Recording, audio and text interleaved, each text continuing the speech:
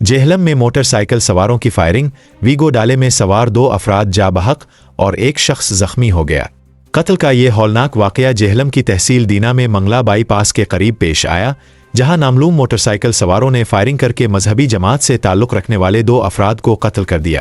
Firing سے 1 شخص شدید زخمی ہو گیا، جبکہ ملزمان فائرنگ کے بعد موقع سے فرار ہو گئے۔ پولیس حکام کا کہنا ہے کہ جاں بحق ہونے والے افراد کی لاشوں اور زخمی شخص کو فوری طور پر راولپنڈی اسپتال منتقل کر دیا گیا ہے۔